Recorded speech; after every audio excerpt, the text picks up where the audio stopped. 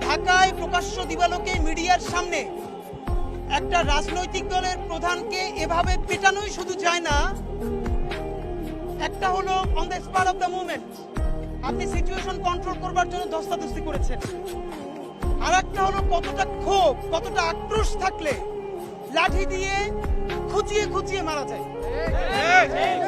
নুরুল হক নূর এখন আইসিইউতে আছেন, তার সাথে অনেকে প্রচন্ড অসুস্থতা নিয়ে আছেন। আমরা মনে করি আমাদের সবার রাজনৈতিক মতানৈক্য আছে, আমাদের অনেক ঝগড়াঝাটি আছে, কিন্তু বাংলাদেশের স্বাধীনতার সার্বভৌমত্বের প্রশ্নে আমরা পুরো বাংলাদেশ আওয়ামী ফ্যাসিবাদের বিরুদ্ধে ঐক্যবদ্ধ।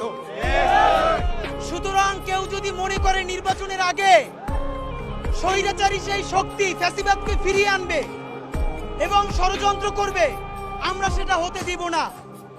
দিল্লির সেবাদাসের বিরুদ্ধে এবং আওয়ামী ফ্যাসিস্টদের বিরুদ্ধে বাংলাদেশের যত রাজনৈতিক দল এবং শক্তি আছেন, আজ রাতের মধ্যে সকলে নতুন করে ঐক্যবদ্ধ হন। ভাইরা আমার, আমরা যদি ঐক্যবদ্ধ হতে না পারি, বাংলাদেশ বাঁচবে না, স্বাধীনতা বাঁচবে না, সার্বভৌমত্ব বাঁচবে না।